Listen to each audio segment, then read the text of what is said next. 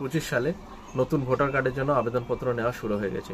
যারা করবেন ভাবছেন কি কি ডকুমেন্টস লাগবে, কোথায় জমা করবেন, এবং যিনাদের বিবাহ হয়ে গেছে তিনারা কোথায় জমা করবেন, কি কি এক্সট্রা ডকুমেন্টস তিনাদের দিতে হবে, ফুল ডিটেলসে আজকের ভিডিওর মধ্যে আলোচনা করব। চলুন দেখে নেওয়া যাক। সর্বপ্রথম আপনাদের জন্মের প্রুফ হিসাবে কি ডকুমেন্টস দিতে হবে। জন্মের প্রুফ হিসাবে আপনাদের জন্ম সার্টিফিকেট কিংবা অ্যাডমিট কার্ড, দুটোর ভিতরে যে কোনো একটা থাকলেই হবে। আর ঠিকানা বা অ্যাড্রেস প্রুফ হিসাবে আপনাদের আধার কার্ড দিতে হবে। আর 1 কপি কালার ছবি লাগবে, যেটার ব্যাকগ্রাউন্ডটা সাদা হবে। আপনার বাবার ভোটার কার্ডের জেরক্স এবং ভোটার লিস্টের জেরক্স, যে লিস্টে আপনার বাবার নাম আছে সেই লিস্টের জেরক্স 1 কপি। আর একটি অঞ্চল থেকে রেসিডেন্স সার্টিফিকেট আপনি তুলে নেবেন, এগুলা লাগবে।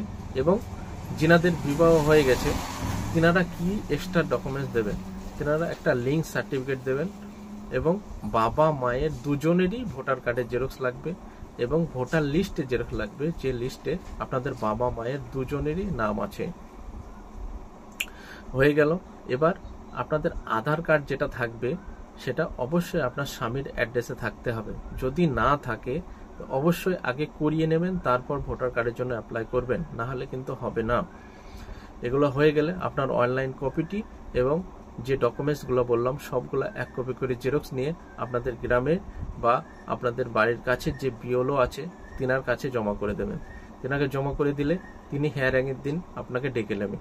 হিয়ারিংয়ের দিন অবশ্যই করে আপনি সব অরিজিনাল ডকুমেন্টস সঙ্গে করে নিয়ে যাবেন। ভিডিওটি লাইক শেয়ার করে দেবেন, যিনারা জানেন না ব্যাপারগুলো তেনারা জেনে যাবেন, এবং আমাদের চ্যানেলের সঙ্গে থাকবেন, চ্যানেলকে ভালোবাসা দেবেন। ভিডিওটা এতক্ষণ দেখার জন্য অসংখ্য ধন্যবাদ।